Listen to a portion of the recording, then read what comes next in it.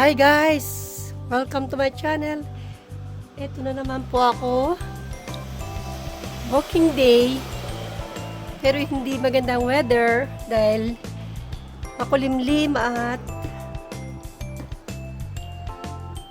windy. Napakalakas po na hangin. So ayan, mag-start pa lang ako. Mga 1 PM na po rito. After ng aking mga gawain, ng aking pagkain. Ayan. Guys, ayan. May tayong dalawang tuwalya ni Bunso. Kanya yung pagputi. Diyan na lang. Ayan. Sway-sway sila dyan. Tuyot na. And then, ito ang atay natin. Balot na balot po. Konnichiwa!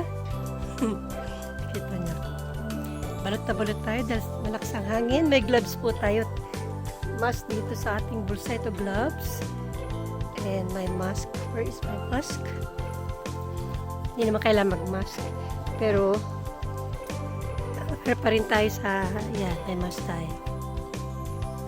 Nagterno-terno yata. So, tapos na tayo sa ating mga intindihin. Actually, maglilinis na lang ako ng aking kuko. But, nila na naman tayo ng ating paa. Konnichiwa! Nila na naman tayo ng ating paa. Yan. Para mag-walking. So, doon naman ako mag-i-start sa dulo. Guys, pasensya na kayo. Lagi kong tinatayo yung aking cellphone. Yung video camera natin sa cellphone. Kasi mas maalwan po kapag ganito. At meron siyang sabitan ng kamay. Para hindi siya malaglag. At minsan may pagka-clumsy po kasi ako. Ayan, ito yung mga laman natin. Naku, kailangan ng dilig ng baby ko. Okay, later. So, ayun na yung harap ng bahay namin. So, guys, umpisa natin maglakad. At mas minamabuti ko na alisin ang aking mask kasi para makahinga ako. Kasi may asthma po ako. At may tukayo ako may asthma rin. Hello, Alice! My dear Alice and dear Leo. Hello! Mga OZ! Sa Australia po sila. Thank you, dear, sa ano mo, Alice, sa napakaganda mong comment at support mo po sa akin. Ako'y hinay-hinay lang naman sa pagbablog kasi parang ito'y diary ko na rin at isa pa nakita ko yung mga ginagawa ko sa araw-araw habang tayo nabubuhay. Sabay ganun. Live in the moment. Never give up. Ayan guys. So, minamabuti ko na hindi naman documentary. Yun na nga. A little bit. Kwento-kwento. Vlog-vlog. So, ayun ang bahay namin guys. So, pakit ako dito. Dalawa kasi daan. Dulo-dulo. Yan, everywhere pwede. So, ako ay dito na tayo mag-iikot. Diyan naman ako ngayon. Napakatahimik ng aming komunidad. Napakatahimik, di ba po? So, ayan, ang lakas ng hangin. Sinasalubong ka na. Ayan, meron tayong bang water. At itaka, syempre, na may kakabit na susi ko na rin. Just in case. Baka tayo himatayin. Tapos may pera tayong dala sa bayon. At credit card, no? Wow! Nilalamig na yung kamay ko. So, ayan guys. Kailangan ko na maglagay nito. Balot na balot po tayo. Ang dami kong suot. Ayan guys. Ayan, ito naman ang ginamit kong bag. Mas maalwan. Sandali. Maglalagay tayo nito. Kahit sa kaliwa lang. Struggle, no? Kinagat na. Oh, so cold. So, pwede natin ibuksan na yung isang dito isang gloves. Hello, huwag ka lumipot. And, guys, kaya na nasabi mo, Alice? Hello, dear. Siguro mas matanda ako sa'yo, no? Kasi 40 na ako. Ay, 40 na ako. I mean, 40 years na ako dito sa Japan. Hindi yun. Ibig sabihin ko, matanda na ako sa edad. Kasi 58 na ako this coming May 9 birthday ko. I'm so proud na so proud na reach ko yung 50, dapat maging 59 and 60 and so on. Kasi sa ngayon, no, mayroon pa ako isang check-up na hindi pa clear. Kailangan mabiopsy. So, yung cholesterol, nasakla ako no kasi napakaingat ko sa mga pagkain ko. Hindi pa ako mahilig sa mga processed food at sa mga juice na mga beverage na mga ano. Yun po ang totoo kasi. Kaya, hindi ko alam.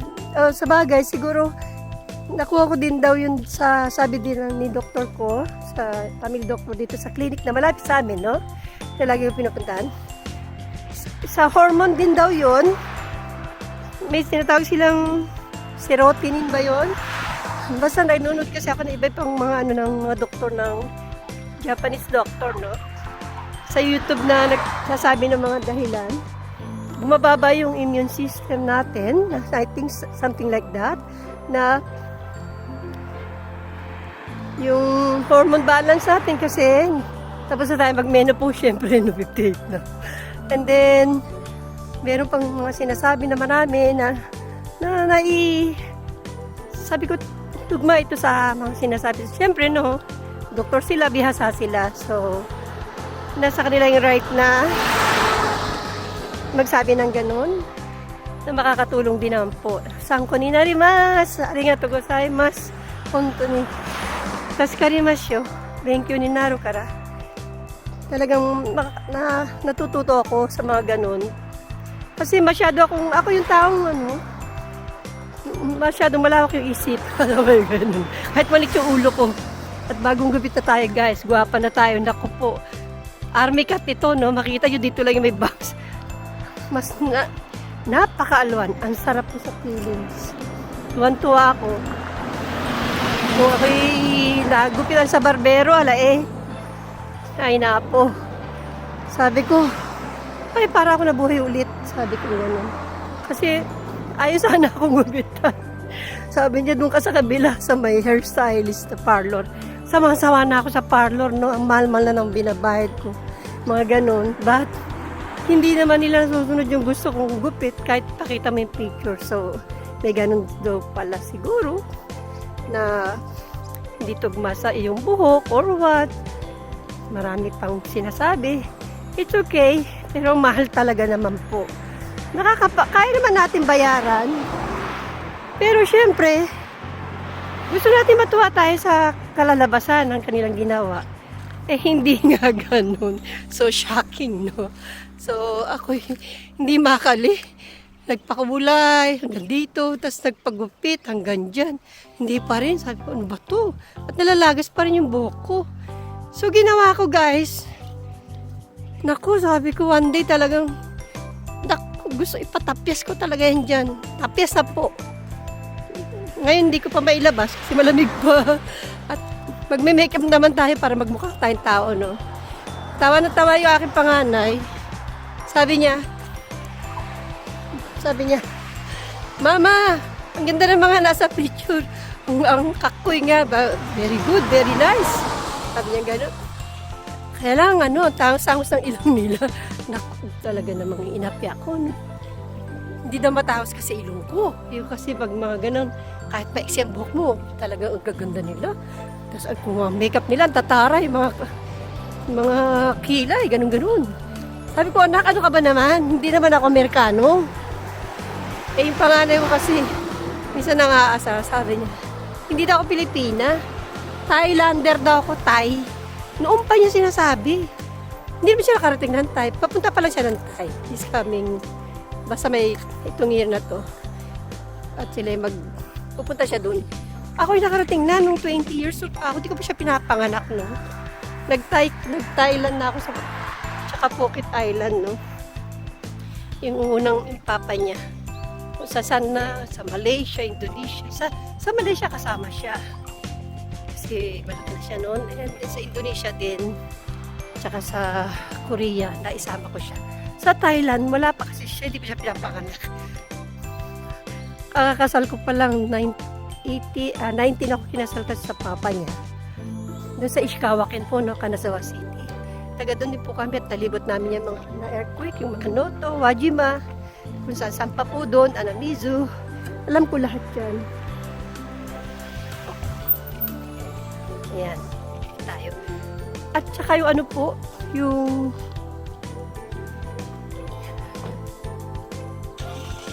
Tuyamaken, napatira din kami doon.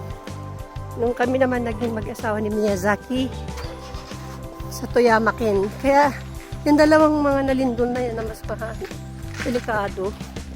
Alam na alam ko po yung feelings na nahirapan po sila. Kasi, sa Ishikawaken, Kanazawa, doon ko pinanganak yung panganay ko. Sa Tuyamaken, doon ko naman pinanganak ang aking bunso. O, diba guys? First time ko pupunta rito, ayun po yung post office doon. Yun yung post office. Try natin maglakad dito at babalik lang ako. Dati kasi nagkaroon ng mga event dito. 2018 yata, nung nandito yung aking kapatid, hipag at pamangkin. Dito nagkaroon ng event, festival. Dumalop po kami dito. So, ang saya-saya po. Lalakarin lang natin. Babalik din po ako.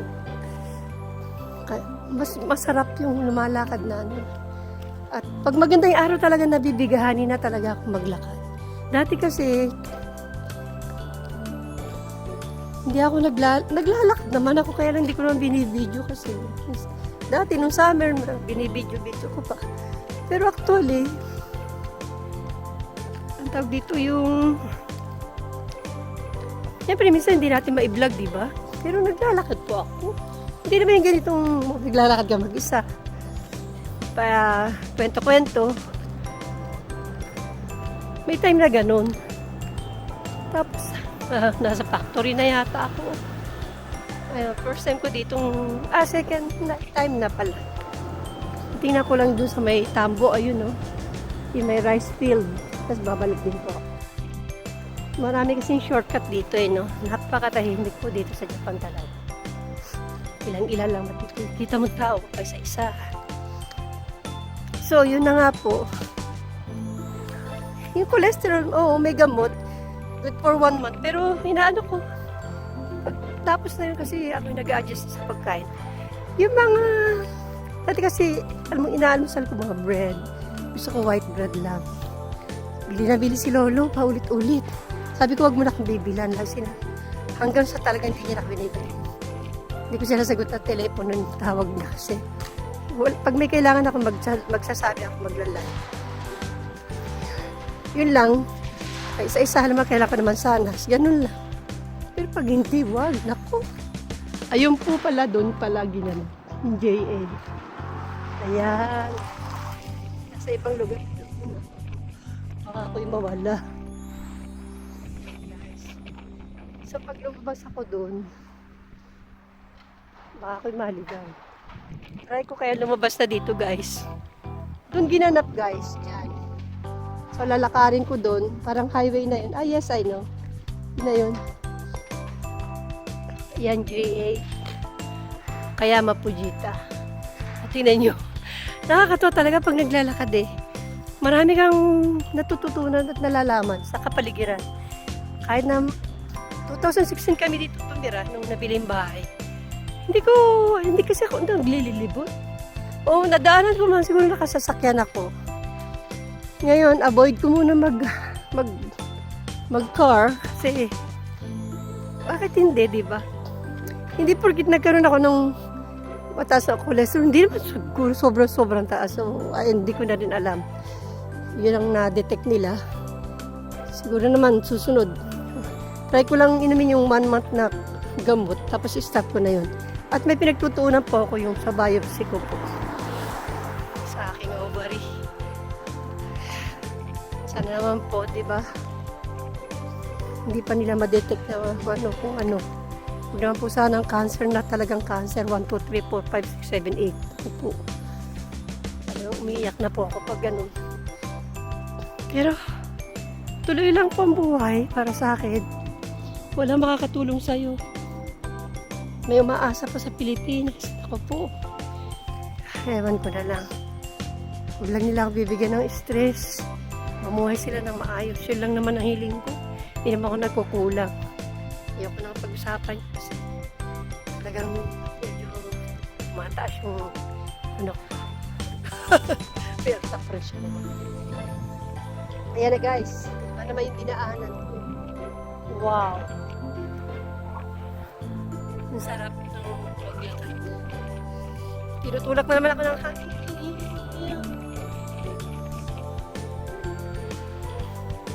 Alam ko na dito. Okay. Get. Ito naman yung daan pala. Diretso to papunta naman sa station. Pag hinatid si kuya. So, dito naman ako lalabas. Ayun, yung may K-truck. Doon, diretso akong gano'n. Ayan, guys. Rice field na yung nasa likuran ko. JA. Diyan ginanap yung event pala dito. Factory kasi yun doon. Ayan. So, yun na nga, guys. Nabibighani tayo talagang maglakad. Na dati ay hindi ko naman i-vlog. Lagi ako naglalakad. Pag gusto ko lang i-vlog. Tsaka yan. Kaya na ilalagay ko po sa ano. At hindi ako sa computer nag-upload na sa cellphone lang. Pasensya na po. Kaya makikita nyo kung maglalagay ko ng like or not. Nasa sa inyo po yun. Hindi na problema sa akin yun. Basta ako makapag-upload. Mai-share ko yung buhay ko sa may interesado lang din manood. At may balikan ko yung mga taong yun. Thank you guys sa support. Kung sino man kayo. Diba? At asahan nyo pag nakita ko kayong may comment, babalikan ko po kayo. At I'm sending my support also. At subscribe po din sa inyo. Kaya alam, minsan hindi na nga ako masyado nag-ano kasi pag nakita ko na lang, babalikan ko kayo at babalikan. I promise. So, ayan guys, nasa highway na tayo, di ba? So, alam ko na. Ngayon ko lang nalaman na pag doon dumaan, dito ang labas. Di ba guys? Ngayon na sinipag tayo na isuot natin yung ating hindi ko mapindot. Ayan. Ayan, nakikita nyo ito. Ayan, namatay. Ayan siya guys. Madilim.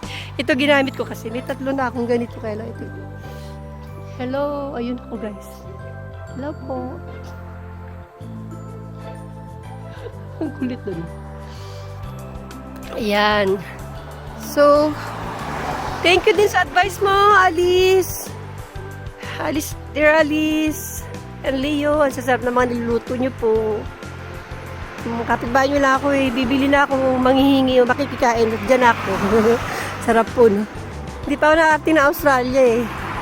Sa Amerika pa lang. Amerika, New York City, San Francisco, at saka sa Hawaii, Manhattan, yung mga ganyan. Yung mga lugar doon na libot-libot. So, yung park na malaki doon. Australia hindi pa, no? Sana someday, buhay pa tayo, sabay ganun. Sabay ganun. Nangarap ng humising. Yan. So guys, ayun. Doon ako naggaling. Yun. May sasakyan na puti. Dito lang ako. Diba? Ang galing. At babalik ako doon para doon naman ako sa likod ng lalakad. Sa likod ng ano ba to? Yung post office. Ayan, nabablock na naman ako. So guys, diretso lang po itong aking pagbablog. Kung hindi nyo pa papanood, okay lang naman. Basta, may i-upload ko lang po ito. Maligaya na ako kasi remembrance ko po ito eh. Ako'y naglalakad. Kasi, Lagi akong binubuli ni Lolo na hindi ko daw kaya maglakad, mga ganyan. Ganyan siya. Sabi ganun, no? Nagsumbong na naman, no? May ugali kasi siya ganun. Na, kaya. Sabi niya, pagtanda niya, maglalakad daw siya doon. Hindi ako kasama sa plano niya. Anyway, nasanay na rin ako. Bahala ka sa buhay mo. Sabi ganun. Basta buhayin mo ako.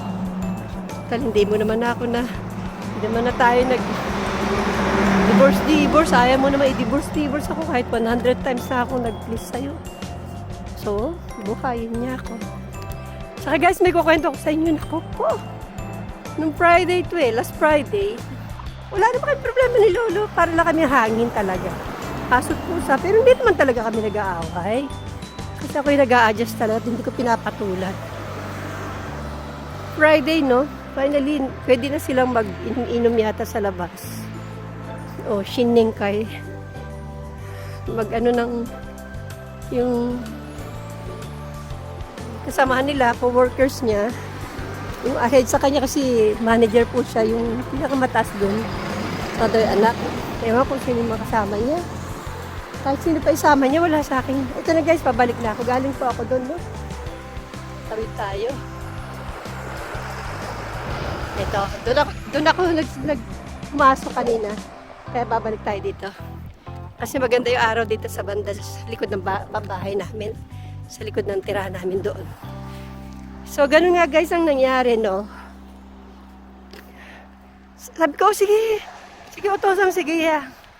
Hatid kita, excited pa ako. Sabi niya kasi 5:18 siya sasakay ng train. Sa Seno, doon malapit doon sa amin, no? Yung local train. Wala naman po dumarating, di. Ang bilis ko daw magbihis, kasi ganun dumating siya. Eh, sabi ko, hatid kita, ayoko maliliit ka, mga ganun. Sige, walang problema, mag-enjoy ka. At alam ko naman, sa tagal ng panahon na may, may pandemic or, may pandemic pa naman. Yung may corona, hindi siya pwedeng hindi sila pwedeng mag-inom-inom, labas-labas, kain-kain. Kasi, kung for the aged, yung pinagtatrabaho nila, at institute ng mga matatanda, delikado po, di ba? Pag baka magkasakit sila, gano'n. So, sila pa magdadala ng sakit sa loob. Naku, delikado po yun, bawal po yun.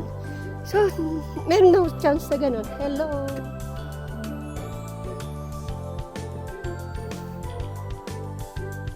Hello! Ayan po.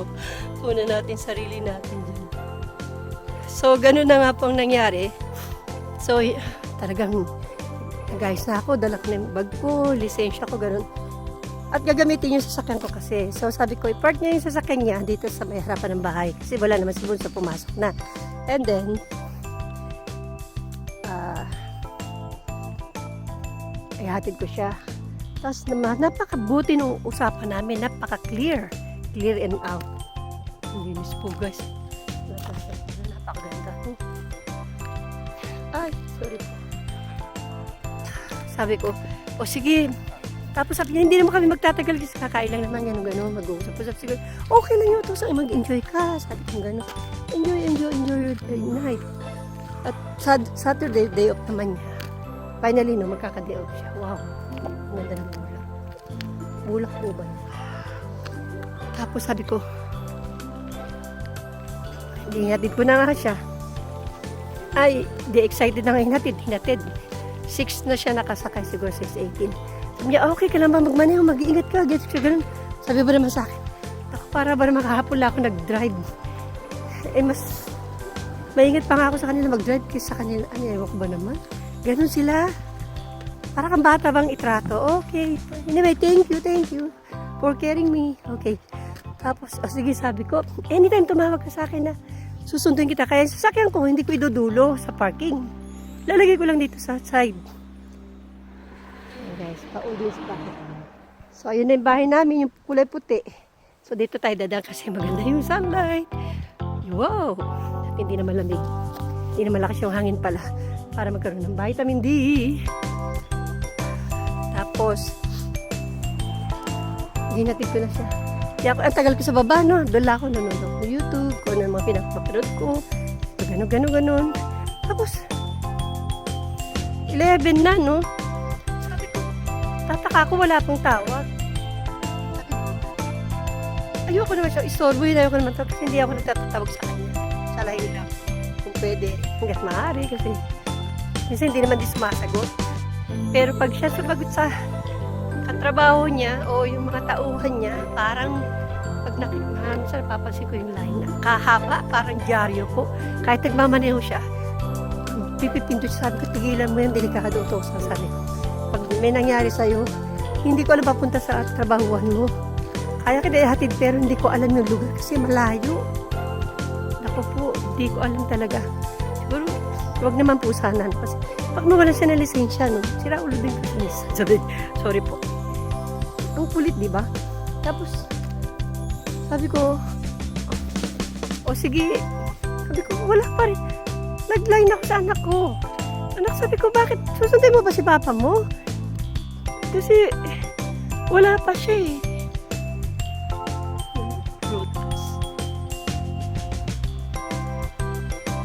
Kasi wala pa siyang message. Pero pa bang train? Mga ganun. Sabi ko ganun. Pwede pa ba yung train? Sabi ko, 11:42 na. Mama, wala ng train. Sabi, ha? At wala pa ng message sa akin. Usapan namin susunduin ko siya. Ganito, ganun. Para, kasi sabi niya, maglalakad daw siya. Napakalamig. Ayaw ko siya maglalakad. Sabi ko, ano silbi ko? Na may sasakyan. Yun din naman sinasabi niya, ano silbi ng sasakyan ko? Tapos kung ano naman sinasabi niya na hindi naman nagagamit siya sa sasakyan ko. Ginagamit ko yun. Ganyan sila. Kahit naman yung bunso ko, ganun din minsan sa akin. Pinalaragpas ko lang yun para mawala lang yung mga, alam niyo na yung mga pagkatalo, mga ganyan. Flexible naman ako kasi type O ko na blood. Sila B. Ang hirap pagsamahan ng mga yan. Sila lagi ang bida, sila lagi ang boss. Bossing style sila. Okay lang yung kahit ako sa assistant lang o OFW, domestic helper, kahit ano yan. Basta, wag lang ako sasaktan at ako po, baka ako maging tigre. Ganun lang ako. Magawa ko lang lahat, wag lang ako magkasakit ng malala. Gawin ko lang lahat yan. Kaya ko lahat yan. Tapos, ganyan kasi ang trato nila sa akin. O, sige, okay, tanggap ko na yun. May araw din sila, sabay ganun. Sabay ganun. May panahon din na darating sa inyo, marirealize nyo kung ano ako sa inyo. Tayo. Shout out to all.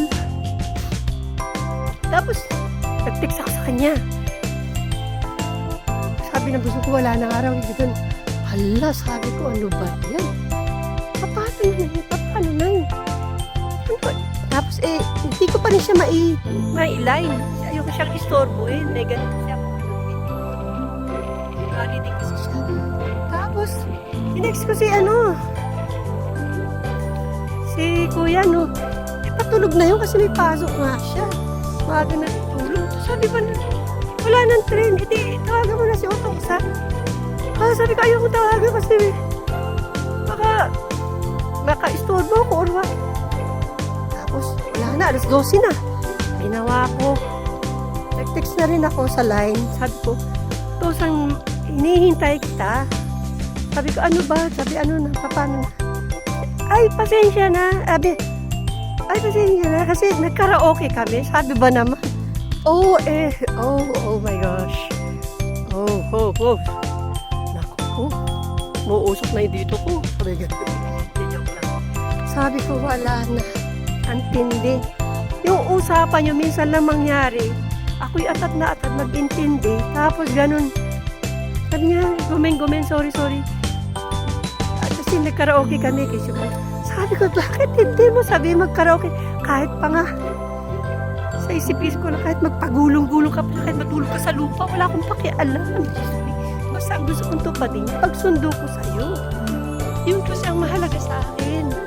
Yung pinag-usapan natin, kasi ako kasi hindi mo kaya yung parin sa akin ka. Ako, alam niyo guys, hindi ko ano na yung utak ko.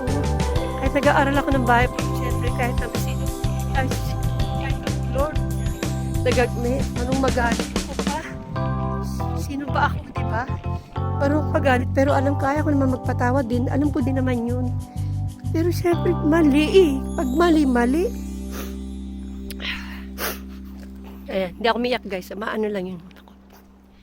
Sabi ko, pag siya nagte-text sa mga kasama niya, halos dyaryo na pag napabasa ko din. Kasi namamataan ko, nakikita ko rin naman eh.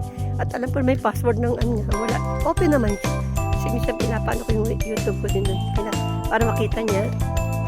Tapos, bakit gano'n? Sa isang salita lang, Mama, di ba mama kasi ang tawag, hindi na ako makakain magkakaraoke kasi bahala na ako umuwi magtataksa.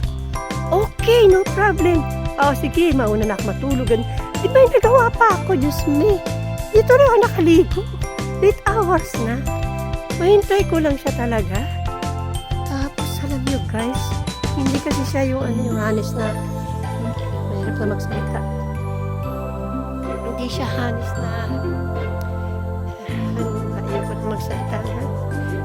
Sabi ko, wag mo kong itsapwera sa mga ganyan. Kung ganun na lang, sana hindi naktay natin, bahala ka na. Minsan nagbabas naman siya, naglalakad siya doon. Siya naman nag-please sa akin. So, binibigay ko din yung effort ko na gawin yung makakaya ko lang sa kanya, di ba? So, totoo lang kahit na magdamagan pa silang mag-inom dyan, wala sa akin yung inggit at wala akong pakialam. Naku, hindi ko na uwi yung mga ganyan. Wala na sa isip ko yung mga ganyan. Marami ako. Mag-aral ako ng may aralin ako bukas. May Bible study ako every Friday. Pag hindi na, Friday, Wednesday po nagagawa. Pag visit ko nagtuturo sa akin. Si Sister Morgana Shumay. Naku, alam niyo guys, yun lang naman ma-share ko sa inyo. Bakit, di ba? Pag sinabi mo, tupadin mo. Bukod dun, magsalita ka lang. Sabihin mo na hindi na ako papasundo, magtataksa. Napakawalang problema yun. So, alam nyo, talaga yung time na yun, gusto ko umiyak, hindi ako makaiyak. Nagpipray ako pero na umiiyak ko minsan, ayaw lumabas yung luha ko. Nasabi ko, ewan, at may ganun, di ba? Ang problema niya nung kinabukasan, ayaw ko sana talaga siya magpapita sa kanya. Kaya lang nung mga 12 na gising, sabi niya, good morning, gising na. Nakatanga lang sa TV. Pulang-pula yung mata, tapos sabi niya, ano ba yun? Ano sabi niya? Sabi ko, bakit gano'n ang ginawa mo kapon? Ginanong ko siya. Ayoko sana kumprontahin eh, kaya lang dapat bigyan ng aral. Sabi niya, ay pasensya na kasi nagkaraoke kami. Ba't hindi mo man ang pagsabihin ako ng maaga, di ba? Mali yung ginawa mo. Matanda ka na, hindi mo alam yung ginagawa mo. Ha? Sabi ko, hindi nga kita pinakikialaman. Sabi ko ito, na magpapasundo, sabi ko sa kanya. Tapos sabi niya, hindi na ako mag-iinom. Kisyo, gano'n. Gumanon ba naman? Ay, mali na to. Sabi ko, wala akong sinasabing kahit mo. Huwag ka nang umuwi. Naku, maraming salamat po. Sa totoo lang, nagtsatsaga lang ako makisama sa kanya. Dahil siyang bumubuhay sa akin bilang asawa kong ligan. May karapatan ako na magpapaktan. Di ba guys? Ganyan. Swerte ng mga mababait yung asawa, maayos sa asawa, lahat. Talagang tunuturing na asawa. Sasabihin ko na sa inyo. Pero ako, 40 years na ako dito sa Panginoon. Hindi ko naranasan yung mga ganyan.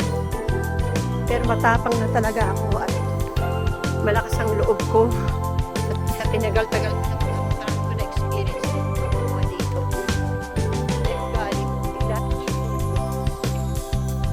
alam ko yan.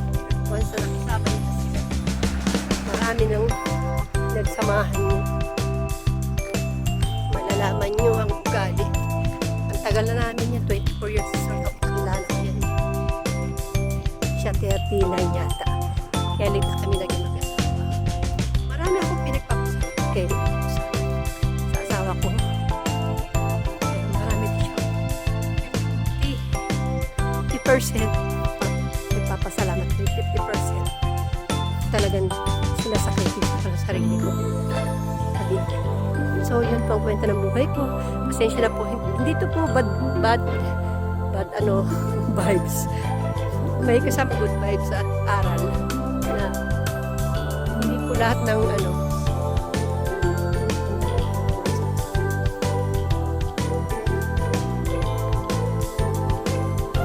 hindi po lahat ng pag nasa sa Japan na may asawa ay mabuti ang pinagsasama. May time na no choice na lang asawa kasi malaki na naman ang mga anak. At wala na naman kami maintindihan. Kaya yun, umistap na rin ang magtrabaho. Sila na lang nag-iintindi sa akin. May sariling mundo rin si Bunso. Napakaalwan na po ng buhay ko. Thank you, Lord. At dumating na yung panahon na ganito. Kaya ko naman pagtiisan yung mga hindi dapat na mga ugali nila. Wala pong problema sa akin.